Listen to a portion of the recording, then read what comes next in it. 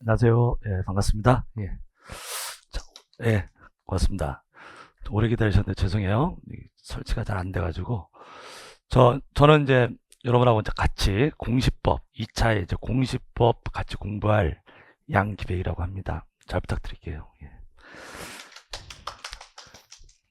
예. 우리 이제 공인중개사 시험은 뭐 많이 보셨죠? 저하고 같이 공부할 과목은 2차에서 부동산 공시법령 및 부동산 세법 중에서 공시법 하시는 거고요. 요게 이제 하나의 과목입니다. 공부하실 때는 세법, 공시법 따로따로 하시지만 시험 과목으로는 한 과목이에요. 한 과목이니까 우리가 과목당 꽈락은 40점 넘으시면 되는 거니까 세법하고 공시법하고 합쳐서 40점을 넘으셔야지 이제 꽈락을 면하시는 거고요. 그 다음에 이 공시법은 원래 정식 이름은 아니고 시험 과목 이름일 뿐이고요. 이 공시법에서 시험 범위는 지적법하고 등기법입니다. 지적법 12문제, 등기법 12문제 이렇게 출제가 되고요. 처음이니까 잠깐 OT하고 내용 들어갈게요. 그 다음에 공시법 시험 범위가 중개사법 시행령에 가면 우리 공인중개사 시험 범위가 있거든요. 근데 공시법 시험 범위가 이렇게 규정이 되어 있어요. 첫 번째가 이제 부동산 등기법.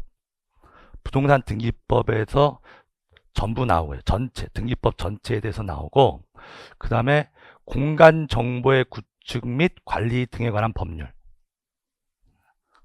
이름도 길죠. 요걸 이제 약칭해가지고 공간정보법 그러기도 해요. 한번 읽어보실래요? 처음이니까. 공간정보의 구축 및 관리 등에 관한 법률. 요 법에서 전부 시험에 나오는 게 아니라 여기만 시험에 나와요. 요 법의 제2장 4절 및 제3장 여기만 시험에 냅니다. 요 공간정보법이 어떻게 구성되어 있냐면 제1장이 총칙이고요. 2장이 측량, 그 다음에 3장이 지적, 4장이 보칙, 5장이 벌칙 이렇게 법조문이 구성되어 있는데 요 중에서 2장 4절, 2장이 측량에 관한 얘기거든요. 근데 측량 중에서 4절, 지적 측량만 시험에 내는 거예요. 지적 측량. 그리고 한번 읽어보시면요. 측량이라는 게 이제 측량에 관한 규정이 제1절 통칙이 있고 2절이 기본 측량, 3절이 공공 측량, 일반 측량, 그 다음에 4절이 지적 측량 이렇게 있는데 이게 측량의 종류예요. 측량의 종류. 그러니까 측량의 종류가 어떤 게 있대요? 한번 읽어보시는 게 다 시험에 도움이 돼요. 기본 측량, 공공 측량, 일반 측량, 지적 측량. 우리가 측량이라는 것은 느낌이 오시잖아요. 뭐 재구하는 건데 이게 측량의 종류예요. 근데 여러 가지 측량 중에서 우리는 시험에 지적 측량만 나옵니다. 지적 측량. 그러니까 이거 읽어본 이유는 뭐냐면요. 시험 지문에 기본 측량은 지적 측량 중에 하나이다. 그럼 틀린 지문이에요. 다른 측량이라고. 그러니까 측량이 기본 측량이라는 측량도 있고 공공 측량이라는 것도 있고 일반 측량이라는 것도 있고 또 모두 있다. 지적 측량, 별도의 측량이라고요. 요 중에서 우리는 지적 측량만 시험에 나오는 거고요. 그 다음에 3장을 시험에 낸대요. 3장이 지적이에요. 지적. 지적이라는 말이 뭘까요? 지적. 그러니까 땅지자니까 토지를 적는 거, 등록하는 거. 토지를 등록하는 것을 한자로 지적이라고 그래요. 지적. 옛날에 우리가 가족관계를 등록하는 것을 호적 그랬죠. 호적. 그것처럼 토지를 등록하는 것을 지적이라고 하는데 요 3장이 지적에 관한 얘기인데 세 개의 절로 나눠져 있어요. 토지의 등록, 요게 이제 지적이고요. 근데 토지를 등록을 하는데 등록하는 공부가 있다고. 그것을 지적 공부 이렇게 부릅니다. 지적 공부. 그 다음에 토지의 이동 신청 및 지적정. 이거 좀 이따 하실 거예요. 이렇게 세 개의 절로 되어 있는데 이게 다 시험에 나온 얘기입니다. 그래서 이 법에서요. 옛날에는 이 법이 측량법이라는 게 따로 있었고 지적법이라는 게 따로 있었는데요. 이 측량법하고 지적법을 하나의 법으로 합쳤어요. 합쳐서 만든 법 이름이 공간 정보의 구축 및 관리 등하는 법률이거든요. 근데 이렇게 법을 만들면서 우리 공인중개사 시험에서는 요 지적에 관한 것만 내겠다. 근데 요 측량 중에서도 무슨 측량만 내겠다. 지적 측량만 내겠다. 이렇게 하는 겁니다. 그래서 우리가 공부할 때 원래 법 이름은 공간정보법인데 보통 우리 선생님들이 하신 분들이 지적법 그럴 거예요. 그러니까 요 법 중에서 지적에 관한 것만 공부한다. 이런 뜻이 됩니다. 자, 이렇게 앞으로 1년 동안 공시법을 공부하실 거고요. 그 다음에 요거는 뭐냐면, 그러니까 우리가 아까 공시법에서 무슨 법 공부한다고 그랬죠? 지적법하고 등기법, 부동산 등기법 이렇게 두 개의 법을 이제 12문제씩 시험에 내는데, 요 등기라고 하는 것은 사법부에서 담당해요. 우리나라는. 그 등기소가 법원 소속이에요. 그래서 등기사부는 사법부에서 담당하고, 그다음에 지적, 토지를 등록하는 지적사무는 행정부에서 담당을 해요. 그럼 뭔가 사무에 대한 법적 근거인 법률이 있을 거 아니에요. 그럼 법률이 있고 그 법률에 하위 규범들이 있다고. 그럼 법률에 위임한 하위 규범에 시행령이 있고요. 시행령은 보통 대통령령으로 정해요. 대통령령. 그 다음에 더 디테일한 내용을 정한 것이 세부 시행규칙. 시행규칙은 부령으로 정합니다. 그럼 우리 아까 지적이 아까 법이 근거가 뭐였죠? 아까 요 지적이 규정되는 법 이름이 뭐였죠? 처음이니까 공간정보법. 약칭으로 뭐라 했죠? 공간정보법. 그럼 공간정보법 법률이 있잖아요. 공간정보법이 있고 공간정보법 시행령이 있고요. 시행령이 있고 시행규칙이 있어요. 시행규칙. 근데 공간정보법은 지적에 관한 것이 규정되어 있으니까 토지 얘기하는 거라고. 그럼 토지와 관련된 주무부처가 국토교통부예요. 그렇겠죠. 국토교통부. 그러면 이 부령은 국토교통부령이에요. 시행규칙, 국토교통부령 이렇게 구성되어 있고요. 그 다음에 등기는 사법부에서 담당하는데 아까 우리 부동산 등기법이 있다고 그랬잖아요. 법률이 있고요. 국회에서 정한. 근데 이게 법원에서 담당하는 것은 이름을 뭐라고 하냐면 법률에 있는 하위 규정을 대법원 규칙이라고 그래요. 대법원 규칙. 그러니까 여기서는 시행령이라고 불렀던 거 있잖아요. 여기서를 법원에서 담당할 때는 그 규범 이름을 대법원 규칙이라고 합니다. 그래서 대법원 규칙하고 시행령은 동급인 거예요. 그 다음에 여기다가 많은 내용을 담을 수 없으니까 밑에다가 또 구체적으로 구체적인 내용을 정한 것을 예규라고 그래요. 예규. 요 예규라고 하는 것은 여기서는 시행 규칙과 동급이 되는 겁니다. 그럼 이게 부동산 등기법이 있고요. 부동산 등기 규칙이 있고요. 그 다음에 등기 예규가 있어요. 등기 예규. 등기 예규가 한 1500개 됩니다. 그렇죠. 그래서, 근데 걱정하실 필요 없습니다. 이 1500개 다 공부하는 게 아니고, 중개사 시험에 나오는 예규가 몇 개 있어요. 그것만 하시면 돼요. 그래서, 이런 거 말씀드리는 이유는 뭐 책 같은 거 보시다 보면은, 등기 예규 1500호 이런 말들이 나온다고. 그럼 그게 뭘 얘기하는 거다? 시행 규칙을 얘기하는 것이다. 이렇게 하는 거고요. 그 다음에 법 과목이 시험에 낼 때는 법률만 내는 게 아니라 요 하위 규정까지 내는 거예요. 그러니까 조금 어렵게 낼 때는 밑에까지 내는 거고요. 좀 쉽게 낼 때는 위에 법률에 있는 내용만 내고 이런 식으로 구성되어 있습니다. 그 다음에요. 요거는 많이 보셨죠? 망각곡선. 우리가 공부하다 보면 맨날 까먹잖아요. 까먹어. 이게 원래 그런 거예요. 사람이. 여기 에빙하우스라는 독일의 심리학자가 자기가 실험을 한 거예요. 실험을 해가지고 자기가 뭘 암기를 하고 시간이 흐르니까 20분 만에 58% 까먹고 그래서 저 한 달이 지나면 21%밖에 안 남더라. 저 같은 일반 에빙하우스 자기 실험한 거거든요. 이 사람은 천재예요. 천재도 이런데 뭐 저 같은 사람은 그냥 이렇게 되겠죠. 자, 돌아왔으면 까먹는단 말이에요. 그런데 이것을 극복하는 방법이 뭐냐? 이 사람이 또 실험을 한 거죠. 했더니 반복하면 되더라. 반복. 그래서 뭘 학습을 했는데 까먹어. 다시 반복해. 또 까먹어. 다시 반복해. 또 까먹어. 다시 반복해. 요 그래프가 의미하는 바가 뭘까요? 기울기. 이 잊어버리는 기울기가 달라지죠.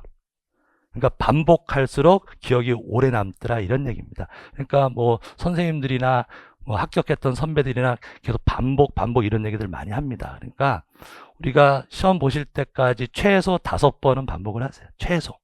그래서 한 6번, 7번까지 반복하시는데 그렇게 계속 반복하시다 보면 어느새 이제 합격선에 도달하시는 겁니다. 그 다음에 요거는 요 공시법이 지적법하고 등기법 요 두 개를 공부하는데 좀 성격이 달라요. 성격이 다른 걸 보여드리는 건데 왜냐하면 낙담하지 마시라고. 지적법은요. 지적법은 공부 시간 투자한 만큼 점수가 거의 정비례합니다. 시간 투자한 만큼 점수가 금방금방 오르는데 이 등기법은 좀 민법의 부속법적 성격이 있어가지고 민법과 좀 관련이 있어요. 권리에 관한 얘기라서. 그래서 민법도 다 모르는데 막 등기법 공부하는 거라고. 그 민법 한 바퀴, 두 바퀴 돌다 보면 등기도 조금씩 이해가 되는 것이 있습니다. 그래서 등기는 어느 정도 숙성이 돼야 돼요. 시간 투자했다고 금방 점수가 오르는 게 아니라 거의 지적법에 2배 이상은 조금 투자를 하셔야지 어느 정도 40점 이상의 점수가 나옵니다. 한 내년 이제 봄에 한 4월, 5월 이렇게 되면 등기법은 어느 정도 안정된 궤도에 나가니까요. 그때까지 버티셔야 돼요. 등기법 포기하지 마시고 버티시면 자, 원하는 성과가 나온다. 자, 이런 얘기고요. 바로 들어갈게요. 자, 저하고 같이 공부하는 게 뭐죠? 부동산 공시법. 자, 말을 끊어 읽을게요. 말을. 자, 부동산 공시. 그러니까 부동산 하면 우리가 이제 민법상 정의는 토지 및 그 정착물을 말하는데 공시법에서 부동산 하면 2개만 얘기하시면 돼요. 토지하고 건물. 토지하고 건물. 부동산. 토지하고 건물을 뭐 한다? 공시한다. 공시한다는 것은 알린다. 알리는 거예요. 알리는 이유는 우리가 부동산을 거래하려면 뭔가를 알아야지 원활하게 거래가 되고 안전하게 거래되는 거예요. 그래서 부동산 거래가 원활하게 이루어질 수 있도록 모든 나라들은 공시제도를 갖고 있습니다. 알리는 거라고요. 근데 어떻게 알릴까요? 어떻게? 소리로? 말로 알릴 수도 있지. 근데 그거는 순간이죠. 말하면 끝나죠. 예, 그래. 맞아요. 그래서 말로 알리는 게 아니라 장부에다가 적어둔다고. 그게 공시하는 거예요. 적어둬서 뭐 하라고요? 보라고. 그게 공시하는 겁니다. 근데 장부인데 그게 개인 장부가 아니라 공적 장부에다가 적어두겠죠. 그 공적 장부를 공부라고 그래요. 공적 장부를 공부라고 하고 공부에다가 기록하는 게 공시하는 거예요. 공부에다가 뭐 한다? 기록하는 거. 근데 공부라고 하는 공적 장부가 이름이 여러 가지가 있어요. 여러 가지가 있는데 그 공부 중에서 그 이름이 등기부라면 등기부에다가 기록하는 것은 등기라고 그래요. 등기부에다가 기록하는 것은 뭐라고 한다?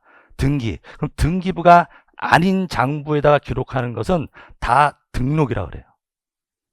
그러니까 등기나 등록이나 본질은 같은 거죠. 기록하는 건데 이름만 등기부에 기록하면 뭐라 하고 등기라고 부르고 등기부가 아닌 데다가 기록하면 등록 이렇게 부르는 거예요. 그럼 우리가 살아오면서 대장이라는 거 들어보셨잖아요. 그럼 대장에 뭐 한다? 대장은 등기부가 아니잖아. 대장에 등록한다 이렇게 부르는 거라고. 뭐 특허원부에 등록한다. 임목원부에 등록한다. 하여튼 등기부가 아닌 장부에는 다 뭐라고 불러? 등록한다 이렇게 부르는 거고 등기부에는 등기한다 이렇게 부르는 거예요. 그게 공시하는 겁니다. 그래서 기록하는 거예요. 그런데 이 부동산을 공시하는데 이 부동산의 정보를요 크게 둘로 나눠요. 이 부동산에 관한 내용을 표시에 관한 내용하고 권리에 관한 내용 이렇게 둘로 나눕니다. 자, 뭐랑 뭐로 나눈대요? 표시하고 권리. 그래서 이렇게 만약에 여기 A라는 토지가 있다고 할게요. 자, A라는 토지를 거래하고 싶어. 또 여러분들이 이제 중개사가 되셔서 이제 중개를 하고 싶다. 그러면 이 A라는 토지에 정보가 있어야 된다고. 그럼 이 A라는 토지는 소재가 위치하는 것이 경기도, 부천시, 중동, 그 다음에 37번지고, 그 다음에 현재 용도가 밭으로 쓰고 있다. 그러면 이제 용도를 지목이라고 합니다. 토지의 용도를 밭으로 쓰고 있으면 전이다. 그 다음에 면적은 1500제곱미터다. 자, 요게 이 토지의 정보죠. 그쵸? 요 경기도 부천시 중동 요 행정구역을 소재라고 합니다. 그 다음에 요게 지번, 그 다음에 요걸 지목, 그 다음에 요게 면적. 요런 내용을 이 토지의 표시라고 그래요. 표시라고 하고, 요 토지의 소유자가 갑이라는 사람이 있고, 그 다음에 여기에 농협에서 담보대출을 받아서 근저당권 1억짜리 농협에 근저당권이 있다. 이런 것도 이 토지에 관한 정보란 말이에요. 이런 내용은 이 토지의 권리에 관한 사항이에요. 권리. 그래서 이 부동산에 관한 정보는 크게 두 가지로 나눕니다.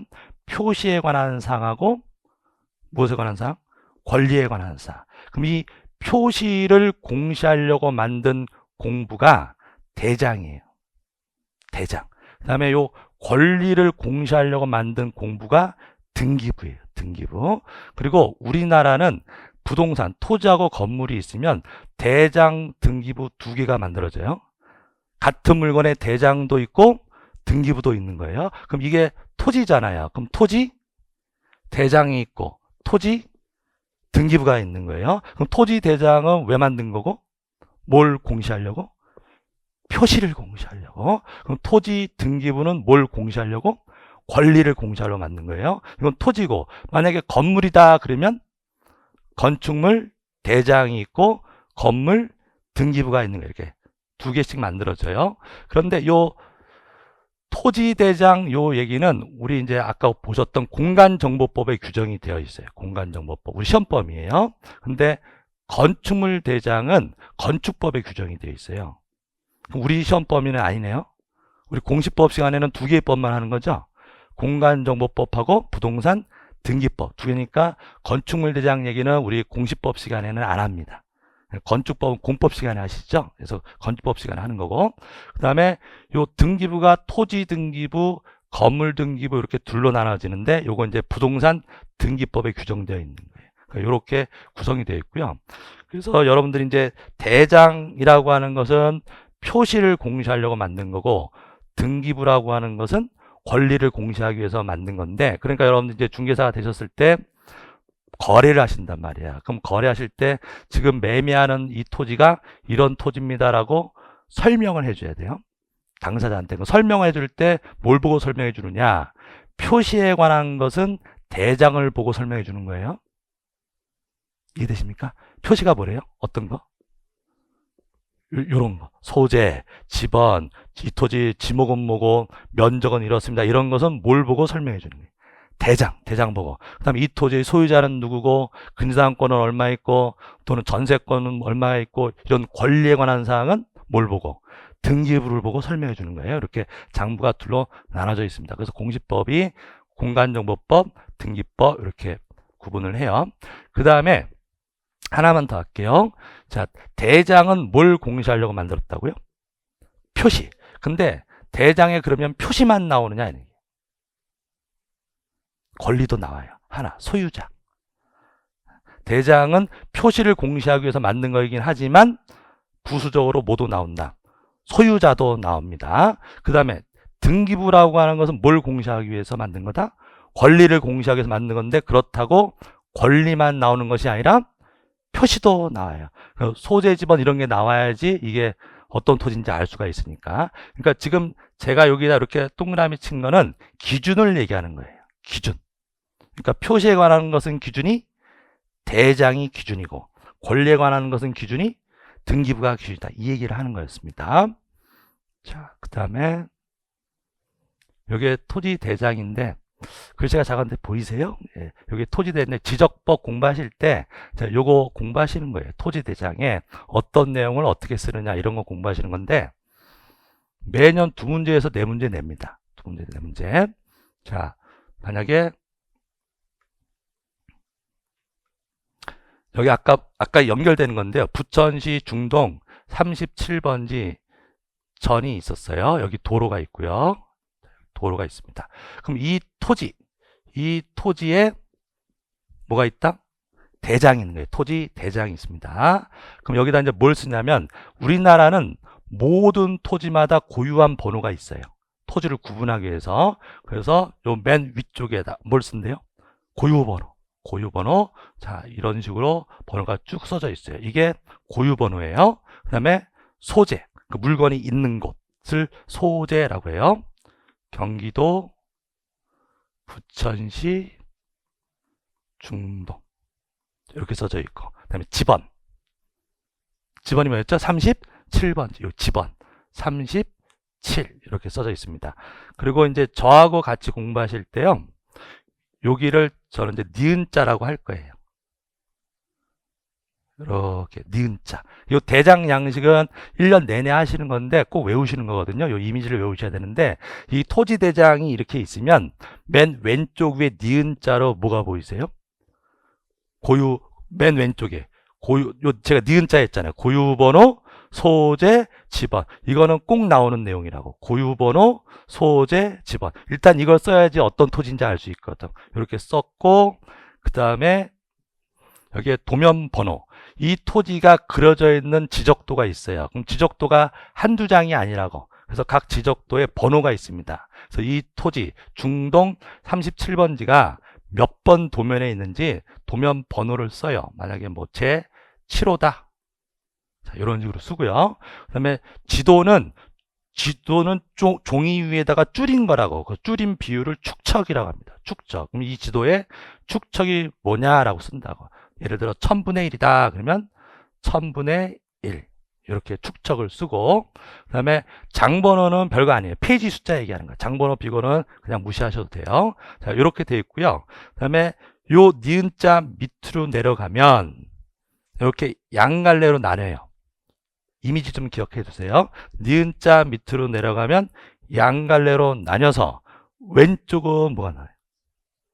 왼쪽은 요 위에서부터 천천히 하시면 돼요. 토지의 표시. 뭐라고 나오는데요? 토지의 표시. 그 다음에 오른쪽은 소유자. 그럼 대장은 원래 뭘 공시하려고 만든 거다?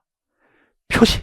자꾸 입에 법률 용어니까 표시를 공시하기 위해서 만든 건데 그렇다고 표시만 나오는 것은 아니고 뭐도 나온다. 소유자도 나온다 그랬죠. 그럼 표시 해놓고 첫 번째 뭐가 나온대요? 지목. 그럼 이게 중동 37번지가 아까 밭이었어. 밭이었으면 지목이 전 이렇게 써요. 전. 그 다음에 면적이 아까 1500제곱미터. 면적이 다 있는 제곱미터니까 1500제곱미터 이렇게 써주고요.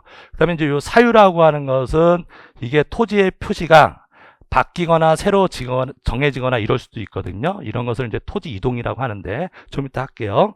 그런 사유를 써요. 그럼 이게 처음으로 등록했다. 이 중동 37번지를 처음으로 등록했다. 이것을 처음 등록하는 것을 신규 등록이라고 합니다. 뭐라고 한대요? 신규 등록. 그 만약에 1941년 5월 9일 신규 등록 이렇게 써져 있어요. 이렇게 써져 있고요. 사유란에. 자, 그 다음에 요 토지가요. 500이 되었대요. 500. 원래 면적이 1500이었는데 500이 되었대요. 그럼 무슨 일이 있는 거죠? 분할. 이게 1500제곱미터였는데요. 요 토지가 이렇게 나눌 수도 있다고. 나눴어요. 그러면 요게 원래 1500이었는데 면적이 500제곱미터 나머지는 1000제곱미터 이렇게 될 거예요. 그럼 이게 몇 번지였죠? 37번지였잖아요. 그러면 원래 한 필지인데 토지에 다니는 필지입니다. 한 필지인데 두 필지로 분할을 한 거라고요. 그러면 지번이 더 필요해. 지번이 더 필요해요. 그럼 몇 번이 될까요? 여러분 상식적으로 한번 생각해 보셨을 때 여기에 옆에 38번지는 있어. 요 37번지도 있고 옆에 38번지도 있으니까 38번지가 또 있으면 안 되겠죠. 중복되는 번호가 있으면 안 돼. 그럼 이게 원래 37번지였으면요. 그대로 하나는 그냥 써요. 37번지가 돼요. 지금 지번이 몇 개가 필요하죠? 2개가 필요하잖아요. 그럼 2개가 필요한데 분할할 때요. 하나는 그냥 종전 거 그냥 써요. 37번지가 되고 나머지는 부번을 붙여요. 37에 1번지가 돼. 그럼 몇 번지하고 몇 번지가 생겨? 37번지하고 37에 1번지가 생겨요. 그럼 이렇게 두 필조 나눠졌을 때 어디를 37번지로 할까? 여러분들 느낌상 어디 왼쪽을 37로 할까? 오른쪽을 37로 할까? 느낌이요? 느낌. 여러분 글씨 쓸 때 어떻게 써요? 글씨를 쓸 때 이렇게 쓰죠? 왼쪽에서 오른쪽으로 쓰지 오른쪽에서 왼쪽으로 안 쓰잖아요. 그럼 왼쪽부터 쓴다고. 왼쪽부터. 되셨죠? 그러면 왼쪽이 몇 번지? 37번지. 여기가 37번지가 되고 지목은 그대로 전이에요. 그럼 오른쪽이 37에 1번지가 되고 지목이 전. 그러면 이게 원래 37번지 토지대장이죠. 그럼 37번지 토지대장에다가 37번지가 면적이 얼마로 줄었다. 500으로 줄었다고 쓰는 거라고. 500으로 줄었다 쓰고 이유는 분할. 그렇죠. 그래서 1973년 9월 6일 분할. 이런 식으로 쓰는 거예요. 그럼 몇 번지가 새로 생겼죠? 37에 1번지가 생겼잖아요. 그럼 37에 1번지 토지대장은 새로 만드는 거라고 또. 없었던 지문이 생겼으니까. 이런 식으로 이제 토지대장을 정리합니다. 이런 거 공부하는 게 지적법이에요. 그리고 그럼 토지대장에 어떤 내용 쓰고 어떻게 쓰고 이런 것을 공부하시는 거예요. 그 다음에 밑으로 쪽으로 내려가 보니까 등급 수정, 토지 등급 이런 거 나오거든요. 이거는 이제 현재 없어진 제도예요. 토지 등급은 뭐냐면 옛날에 수확량에 따라서 등급을 매겨둔 거예요. 그러니까 옛날에는 좋은 땅이 어떤 땅이? 옛날에는 농사가 잘 되는, 그쵸? 기름진 땅. 그것에 따라서 세금이 달라졌거든. 근데 지금 뭘 가지고 세금 매기죠? 매년 1월 1일 개별 공시지가. 공시지가대로 세금 매기잖아요. 그래서 그 제도로 바뀌면서 여기다가 밑에다가 개별 공시지가를 연도별로 쭉 써주는 거예요. 근데 이게 옛날에는 있었는데 이거 흔적은 남겨져 있습니다.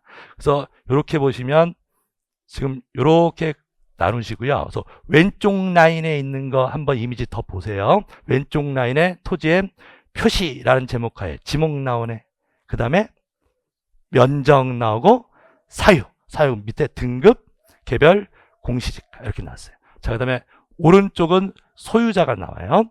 자, 소유자에 관한 사항을 쓸 때는요 5가지를 써요. 대장에다가 소유자에 관한 사항을 쓸 때는 몇 개를 쓴다? 5개를 써요. 이게 다 시험 문제입니다. 5개를 쓰는데 일단 소유자의 인적사항 써야 되겠죠. 사람 인적사항 써야 될 거 아니에요. 그래서 일단은 뭐 쓰냐면 성명, 주민등록번호, 주소 이렇게 씁니다. 성명, 주민등록번호, 주소. 자, 시험 문제가 이런 거예요. 토지대장에 소유자의 주민등록번호는 등록하지 않는다. 틀렸잖아요. 소유자의 주민등록번호도 등록한다. 3개는 꼭 써요. 성명, 주소, 주민등록번호. 그 다음에 여러분들 질문하신 분이 계시던데 주소라는 말은 사람이 사는 데가 주소예요. 민법상 주소는 사람의 생활의 근거가 되는 거. 사람은 주소라고 표현하는 거고 물건은 소재라고 표현하는 거죠. 그 물건은 있는 데니까 뭐라고 하고 소재, 사람은 주소. 물론 이제 현장에 가면 그 토지 주소가 어떻게 돼요? 이렇게도 말은 하는데 법적으로는 주소라는 말은 사람한테 쓰는 말이고 물건한테 쓰는 말은 소재. 그럼 사무소 뭐라고 할까요? 소재지라고 그래요. 사무소는 사람이 아니니까 그런 용어입니다. 자, 이렇게 3개를 쓰고 그러면 이제 여기다가 자, 주소 서울특별시 쭉 쓰고요. 주민등록번호 쭉 쓰고요. 그 다음에 성명 양기백 썼다고 칠게요. 썼는데 이 소유자가 바뀔 수도 있죠. 그럼 바뀌면 밑에다가 바꿔 쓰는 거라고. 밑에다 내려서서 홍길동. 자, 주민등록번호 쓰고요. 주소도 씁니다. 쓰고요. 그럼 바뀔 때마다 바뀐 날짜를 쓴다고. 소유자가 바뀔 때마다 바뀐 변동 일자를 쓰고 변동 원인, 소유권 이전 이런 말을 써줘요. 이렇게 5가지를 씁니다. 어느 칸에다가. 소유자에 관한 거 한 번만 더 볼게요. 소유자에 관한 사항 5가지는 뭐다? 변동, 여기서부터 변동, 일자, 변동, 원인, 그 다음에 주소, 그 다음에 주민등록번호, 성명, 주소, 주민번호 주민등록번호에다가 변동일자하고 변동원인. 요게 토지대장의 등록사항이에요. 이게 맨날 나오는 문제. 자, 요게 이제 지적 공부 중에서 토지대장이었고요. 그 다음에 요게 등기부입니다. 등기법 시간에 이제 등기부를 공부하시는 거예요. 등기법을 좀 어려워들 하세요. 어려워들 하시는데 등기법도 별거 아니에요. 등기부에다가 기록하는 게 뭐였죠? 등기. 그 등기법을요, 추상적으로 받아들이시면 어려워요. 근데 등기라고 하는 것도 결국 어디다 쓰는 거니까 등기부에다가 쓰는 것이니까 문제는 이런 거예요. 등기부에다 어떤 내용을 쓰고 어떻게 쓰느냐 이런 거 내는 거거든요. 그러려면은 여러분들 머릿속에 등기부가 머릿속에 있으셔야 돼요. 등기부가 그려져 있어야 되고 직접 시험 문제이기도 하고. 자, 그러면 이제 아까는 지적법에서 공부하시는 토지대장을 보셨고요. 그 다음에 요가 앞으로 1년 동안 10번도 더 하니까 안 쓰셔도 됩니다. 요게 이제 토지예요. 토지 뭐라고 돼 있죠? 등기 기록. 이게 이제 전산 등기부라서 용어가 등기 기록이라고 해요. 옛날에는 등기 용지라고 그랬어요. 종이 시절에는 등기 용지라고 불렀던 것을 지금 전산 등기에서는 등기 기록 이렇게 표현합니다. 자, 토지 등기 기록인데요. 토지예요. 자, 서울특별시 서대문구 대신동 107-18 이렇게 나오고 여기 고유번호가 나오잖아요. 요 고유번호는 전산 등기 처리하기 위한 고유번호예요. 아까 토지대장에도 고유번호 있었나요? 아까 토지대장에도 왼쪽 맨 위에 고유번호 있었잖아요. 그 고유번호하고 이 고유번호는 다른 거예요. 아까 토지대장 요거는 행정부에서 담당하나요?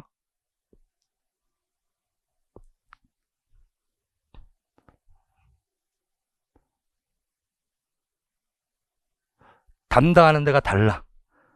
대장 이런 건 지적은 어디서 담당하고 행정부에서 담당하고 등기는 사법부, 법원에서 담당하니까 관리하는 데가 다르다고요. 관리 주체가 다르니까 번호도 다른 번호가 돼요. 그러니까 대장에 쓰는 고유번호하고 등기부에 쓰는 고유번호는 다른 번호가 됩니다. 그래서 어쨌든 고유한 번호를 써주고요. 그 다음에 여기에 이제 등기 기록 또는 등기부라고 하셔도 되는데 이렇게 세 부분으로 되어 있어요. 표제부, 갑구, 을구. 자, 한번 읽어보실래요? 뭐라고요? 표제부, 갑구, 을구. 그럼 우리가 등기라고 하는 것은 무엇을 공시하는 거라 그랬죠? 권리. 그럼 권리를 공시하는데 그렇다고 권리만 나오는 것은 아니고 표시도 나온다 그랬잖아요. 어떤 물건인지 나와야 된다고. 그 물건을 표시하는 데가 표제부입니다. 표제부. 그럼 표제부인데 이건 토지 등기부 표제부니까 무엇의 표시? 토지의 표시 이렇게 나오고요. 그 다음에 권리를 공시하는 데가 구예요. 구. 그런데 등기법에서 권리를 세상의 모든 권리를 둘로 나눠라 그러면 소유권이냐 아니냐 이렇게 나누시면 돼요. 권리를 둘로 나누면 어떻게 나누면 된다고요? 소유권하고 소유권이 아닌 권리, 소유권 외의 권리. 그럼 권리를 구에다가 쓰는데 소유권에 관한 사항을 기록하는 데가 갑구. 소유권 외의 권리에 관한 사항을 기록하는 데가 을구 이렇게 되는 거예요. 그러면 어떤 부동산의 소유자를 보고 싶다 그러면 어디를 보시고? 갑구를 보는 거고 전세권이 있는지 저당권이 있는지 이런 것을 보고 싶으면 을구를 보시는 거예요. 그래서 표제부, 갑구, 을구 이렇게 되어 있고 자 그럼 표제부를 한번 볼게요. 자 표제부를 보니까 맨 앞에 표시번호라고 되어 있습니다. 한번 읽어보실래요? 표시번호. 표제부에다가 등기할 때마다 앞에다가 번호를 매겨요. 그 번호를 무슨 번호라고 한다? 표시번호라고 해요. 그럼 밑에 살짝 보시면 갑구나 을구는 이름이 다르네요. 여긴 뭐라고 되어 있죠? 순위번호. 이름이 달라. 표제부는 표시번호라고 하고 갑구나 을구는 순위번호라고 합니다. 이름이 다릅니다. 자, 그래서 표제부에 등기한 순서를 표시번호라 한다. 이게 조문이에요. 표제부에 등기한 순서를 뭐라 한다? 표시번호. 요 표시번호 익히시고요. 그 다음에 갑구나 을구에 등기한 순서를 순위번호라고 합니다. 이제 보셨고. 자, 그럼 표제부 하나씩 볼게요. 표시번호 나오고, 그 다음에 접수. 등기는 등기소에서 해주는데 등기소에서 자동으로 해주는 게 아니라 신청을 받아서 해줍니다. 해달라고 신청해야 해주는 거예요. 그럼 신청을 받는 것을 접수라고 합니다. 그럼 이 등기는 언제 접수받았대요? 82년 9월 9일 접수받았다. 그 다음에 토지의 지금 표시니까 소재 지번 나왔네요. 소재 뭐죠? 여기서 서울특별시 서대문구 대신동 여기까지가 뭐고? 소재. 그 다음에 107에 18 요게 지번. 소재 지번. 그 다음에 지목은 대. 그 다음에 면적은 432.6제곱미터. 요런 게 표제부에 써 있네요. 자, 그 다음에 갑구를 볼게요. 갑구는 뭐 적는데? 소유권에 관한 사항. 자, 첫 번째 무슨 번호요? 순위번호 1번. 그 다음에 뭐가 나오죠? 등기 목적. 등기 목적이라는 말은 뭐냐면 등기 내용을 얘기해요. 등기 내용. 우리가 목적이라는 말 있잖아요. 목적. 보통 우리가 사람들 목적하면 어떻게 와닿죠?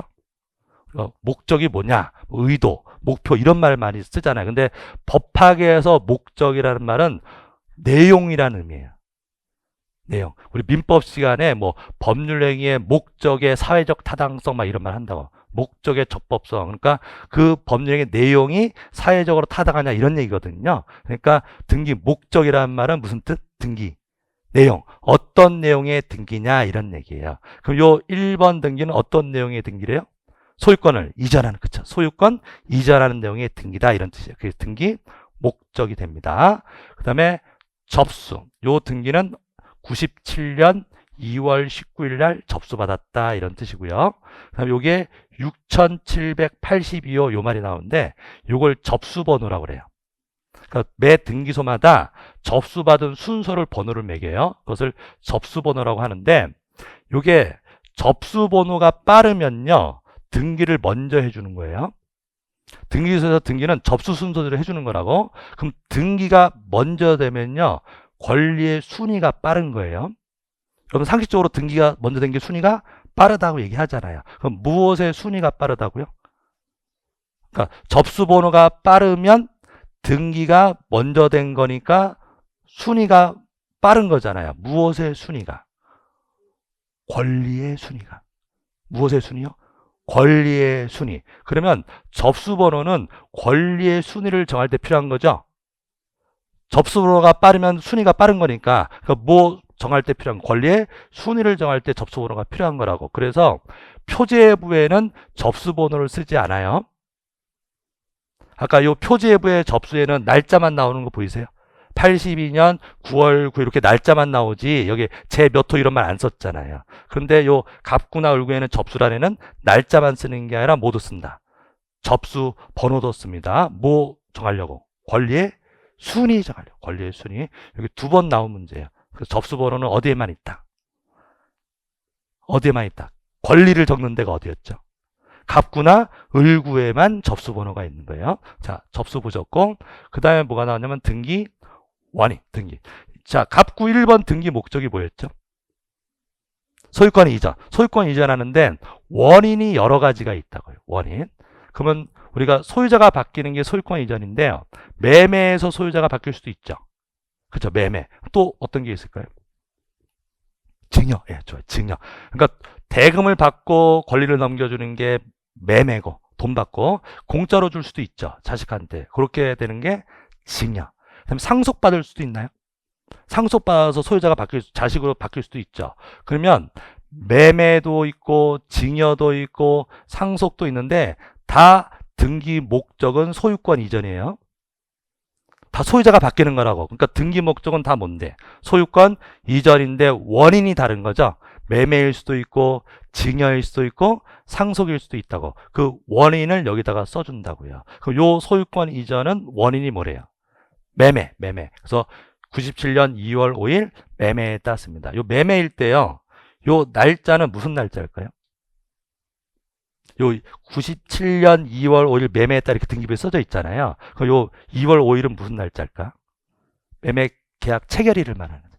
체결일. 그래서 매매계약 2월 5일 날 매매계약 체결했고요. 그럼 보통 이제 계약 체결하고 중도금 넣고 잔금 치르고 등기하는 거잖아요. 그래서 잔금 치르고 등기는 언제 접수됐다?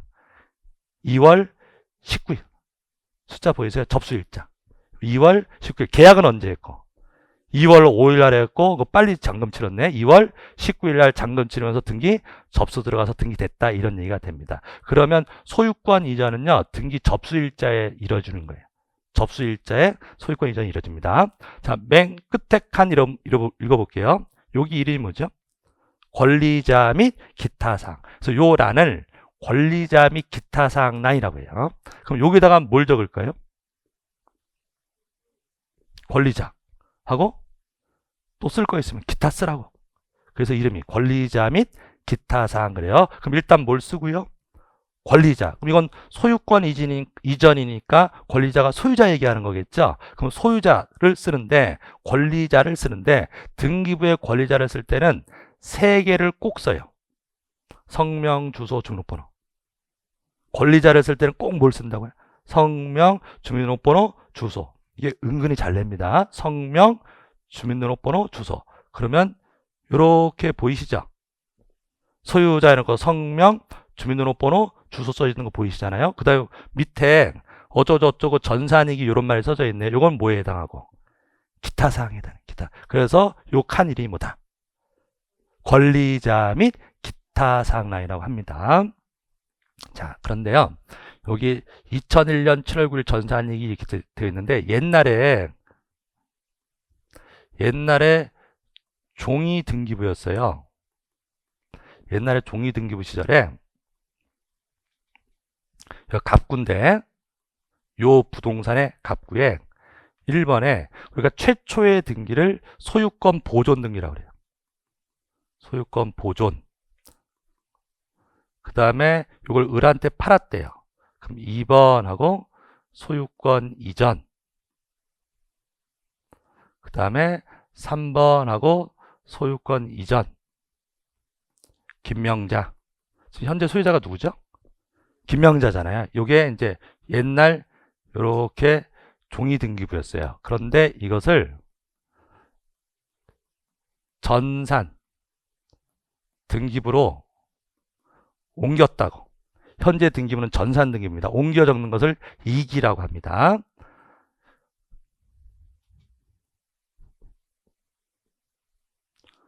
자, 근데 요 이기할 때 요 규칙에 뭐라고 되어 있었냐면 요 옮겨 적을 때 현재 효력 있는 등기만 이기한다 이렇게 되어 있었다고. 현재. 그럼 옛날 종이 등기부 이렇게 써져 있는데 효력이 있는 등기는 요것만이죠. 요 위에 갑하고는 옛날 소유자잖아요. 그래서 요 3번 요것만 옮기면 된다고. 다 옮기면 너무 오래 걸리니까. 그래서 여기다가 3번 등기를 전산 새 등기부에다가 옮겨 적을게요. 그럼 전산 등기부에서는 첫 번째 나오는 거죠. 새 등기부는 첫 번째 나오잖아요. 그래서 순위번호가 1번이에요. 그래서 소유권 이전, 그 다음에 김명자 이렇게 씁니다. 이 내용을 그대로 써요. 그래 놓고서는 요 등기가 옛날 등기부에서는 몇 번이었죠? 3번이었잖아요. 그래서 여기다가 전3 이렇게 씁니다. 전3. 그래서 여기에 보이시죠? 예, 전3 여기에 전에는 3번이었다 이런 뜻이 되고요. 그다음에 이렇게 해놓고 요 등기부는 폐쇄시켜요. 폐쇄. 등기부가 두 개가 있으면 안 되니까 옛날 등기부는 폐쇄하는데 폐쇄라는 말은 폐기가 아니에요. 폐기라고 하는 것은 물리적으로 없애는 것을 폐기라고 하는 거고 폐쇄라고 하는 것은 법적으로 효력을 없앤다 이런 뜻이에요. 치워둔다 이런 뜻이에요. 그럼 폐쇄 등기부도 물리적으로는 있나요? 폐쇄는 됐지만 있기는 있냐고. 폐기한 것은 아니니까 있기는 있단 말이에요. 그래서 이것도 영구 보존해요. 영구 보존하고 그 다음에 요 현재 등기부를 봤는데 김명자부터 나온단 말이에요. 그럼 내가 옛날 소유자가 보고 싶다. 그럼 어디를 봐야 돼요? 폐쇄 등기부. 그래서 폐쇄 등기부도 누구든지 열람할 수가 있다. 이렇게 나간 얘기입니다. 자, 요게 옛날 등기부와 현재 전산 등기부 관계였고요. 그래서 요거를 여기다 써줬죠. 전산 이기했다. 여기다가 써줬어요. 그 다음에 이제 을구를 볼게요. 갑구 보셨고. 자, 을구. 맨 앞에 무슨 번호? 순위번호. 순위번호가 나오네요. 자, 1번 나왔고. 등기 목적. 뭐래요? 근저당권 설정. 아까 갑구 1번은 소유권 이전. 요 을구 1번은 근저당권 설정. 근저당권. 우리가 이제 저당권 많이 들으셨잖아요. 저당권은 부동산을 담보 잡는 게 저당권이에요. 뭘 담보 잡는데요? 부동산을 담보 잡는 게 저당권인데, 근저당권은 좀 저당권 중에서 특수한 건데요. 그럼 저당권하고 근저당권이 뭐가 다르냐? 저당권은 채권이 확정되어 있는 거예요. 근데 근저당권은 아직 확정되지 않은 채권이에요. 뭔 얘기냐면, 저당권 담보권이라고 하는 것은 받을 돈이 있으니까 담보 잡은 거죠. 그걸 채권이라고 해요. 채권. 받을 돈인데 못 받을까봐 부동산 담보 잡은 거라고요. 그 나중에 돈을 못 받으면 경매 붙여버린다고. 그게 뭐래요? 저당권인데, 저당권은 그 채권액이 확정되어 있다고. 1억이다, 2억이다, 금액이 딱 정해져 있는 게 뭐? 저당권. 저당권은 금액이 확정되어 있어요. 근데 근저당권은 뭐냐면 아직 얼마 받을지 금액이 확정되어 있지 않는데도 담보 잡을 수 있다고. 왜냐하면 계속 거래하기 때문에. 지금 계속 거래 중이기 때문에 아직 얼마가 되는지를 모른다고요. 금액이 늘어날 수도 있고 줄어들 수도 있다고. 그렇지만도 담보 잡을 수도 있다, 이런 얘기예요. 그런 저당권을 뭐라고 한다? 근저당권. 그래서 가장 포인트가 뭐냐면요, 저당권은 채권이 확정, 근저당권은 불확정. 그렇죠. 불확정. 그럴 때, 그럼 여러분들 확정됐는데, 우리가 보통 은행에서 돈 빌릴 때 1억을 대출 받았어요. 그럼 나중에 1억 갚나요? 이자가 붙을 수도 있으니까 금액이 늘어날 수도 있고, 중도 상환 할 수도 있잖아요. 증감이 있을 수 있으니까 아직 확정되지 않았죠. 그럴 때도 담보 잡을 수 있다. 그럼 뭐로 할까요? 근저당권이죠. 그래서 주로 뭐로 많이 하는 게 근저당권. 그럼 아직 금액은 정해져 있지 않지만 그래도 처음에 계약을 할 때 한도는 적어야 돼. 한도는 정해야 돼. 그 최대한의 한도를 채권 최고액이라고 그래요. 뭐라고 그런다고요? 채권 최고액. 그럼 여기에 보시면 채권 최고액 이렇게 써져 있는 거 보이시죠? 그래서 여러분들 등기부를 봤는데 근저당권의 채권 최고액이 1억 2천이다. 그러면은 융자 실제로 빌린 돈이 1억 2천이라는 얘기 아니죠. 한도를 얘기하는 거예요. 보통 이제 은행권에서는 120% 잡죠. 그러니까 1억을 빌리면 채권 최고액은 1억 2천 이렇게 잡아두는 거예요. 제2금융권은 뭐 130% 이렇게도 잡습니다. 어쨌든 근저당권이라는 말이 나왔고요. 그 다음에 요거 근저당권이라는 이제 이름은 이제 느낌은 오셨으니까 근저당권 그러면 어떤 뜻? 채권이 확정되지 않은 담보권 딱 잡았어요. 그러면 그 다음에 뭐죠? 설정. 설정이라는 말은 소유권 외의 권리를 만들어 주는 거예요. 뭐래요? 소유권, 제 말을 계속 따라 하시면 좋은데, 소유권 외의 권리를 만들어 주는 것을 뭐라고 한다? 설정. 한 번 더 해보세요. 소유권 외의 권리를 만들어 주는 것을 뭐라고 한다? 설정. 그럼 소유권 설정이란 말은 없어요. 설정이 뭐라고 그랬죠? 소유권 외, 소유권이 아닌 소유권 외의 권리를 만들어주는 것을 뭐라고 하니까 설정이라고 하니까 소유권 설정이라는 말은 없고, 그럼 전세권은 소유권 아니잖아요. 그럼 전세권을 만들어준다 그러면 전세권 만들어주는 게 설정이라고. 없었던 전세권을 만들어주는 게 전세권 설정. 저당권을 만들어준다 그러면 저당권 설정. 그래요. 그럼 은행은 1억 대출해주고요, 담보를 잡았어요. 그럼 은행은 근저당권자예요. 은행은 뭐라고? 근저당권자. 그럼 은행의 근저당권은 누가 만들어줬죠? 소유자가 만들어준 거예요. 소유자가 돈 빌리면서 은행한테 뭘 만들어준 거예요? 근저당권을 만들어준 거라고. 그럼 은행은 근저당권자고요, 소유자는 근저당권 설정자예요. 이게 헷갈리면 안 돼요. 아까 설정이 뭐였어요? 그렇죠. 만들어주는 거. 그럼 만들어준 사람이 누구냐고. 소유자가 만들어줬으니까 소유자가 근저당권 설정자, 은행은 근저당권자 이렇게 되는 거예요. 자, 전세금 5억 주고 거기 들어가서 사는 사람은, 거주하는 사람은 전세권자. 사용하는 사람은 5억 주고 전세 사는 사람은 전세권자고, 소유자는 전세권 설정자. 5억 받고 전세권 만들어준 거라고. 그 소유자가 뭐다? 전세권 설정자 돼요. 자, 근데 이게 막 뉴스 같은데 막 기자들이 이상하게 얘기한다고. 은행이 근저당권을 설정했대. 틀린 말이에요. 은행은 근저당권 설정을 받은 거야. 설정해준 사람은 누구고? 소유자예요. 소유자요. 자, 그럼 1번 등기 목적은 근저당권 설정이었고 접수 일자하고 접수 번호가 나오고요. 등기 원인은 뭐래요? 2001년 5월 3일 설정 계약 나왔고요. 자, 그다음 맨 끝에 칸 여기가 뭐예요? 권리자 및 기타 사항. 자, 여기서 권리자를 찾아보세요. 글자가 좀 작아서 죄송해요. 권리자. 그렇죠. 그렇죠. 지금 무슨 등기였죠? 근저당권 설정이니까 권리자는 근저당권자겠죠. 이건 소유권 이전이니까 소유자가 권리자인 거고, 이건 근저당권이니까 근저당권자. 그럼 중간에 써져 있죠? 보이세요? 중간에 근저당권자 해놓고 주식회사, 우리은행 중간에 써져 있잖아요. 그래서 이렇게 맨 위에 권리자가 나오질 않아요. 중간에 근저당권자가 나오고, 그러면 그 맨 위에는 채권, 최고의, 그 다음에 채무자, 돈 빌려가는 사람, 이런 게 나오죠. 이런 내용은 무슨 내용이 될까요? 기타 사항이죠. 여기다가 뭘 적는다 그랬어요? 요 칸에다가 권리자하고 기타 사항, 권리자는 중간에다 썼고 그 외의 것들은 무엇에 해당하는 거예요? 기타 사항. 그러면 이제 우리 시험에 이제 어떤 거 내는 거냐면 근저당권 등기할 때는 권리자는 무조건 쓰고 기타 사항에 해당하는 거 뭘 쓰는 거예요, 지금. 채권, 최고액이 얼마고 채무자가 누구다 이런 거 쓴 거죠. 이런 거 시험에 내는 거예요. 근저당권 등기할 때 뭐 등기하느냐? 전세권을 등기한다. 그러면 여기다가 전세권자만 쓰는 게 아니라 기타에 해당하는 거 전세금은 얼마인지 이런 걸 쓰겠죠. 이런 것을 공부하시는 겁니다. 그 다음에 보니까 권리자 부분만 한번 볼게요. 제가 아까 권리자를 쓸 때는 뭘 쓴다고 그랬죠? 세 개는 꼭 쓰라고 했죠. 그죠? 성명, 주민등록번호, 주소. 근데 그 사람이면 성명, 주소, 주민등록번호인데 이거는 회사, 법인이잖아요. 법인이면 명칭. 그 다음에 번호가 나와야 돼요. 법인번호. 이거는 등기용 등록번호예요. 무슨 번호라고요? 등기용 등록번호. 말 그대로 등기할 때 쓰는 번호예요. 사업자 등록번호가 아니고요. 등기용 등록번호. 그 다음에 사무소 소재지 이렇게 세 개가 나옵니다. 평창동 지점에서 대출했다는 얘기고요. 그 다음에 이제 맨 밑에 한번 보실래요? 뭐라고 돼 있죠? 이게 또 요새 자주 나오는 문제죠. 공동담보, 동소, 동번지, 건물 이렇게 적혀 있어요. 그러니까 지금 요 등기부는 토지죠.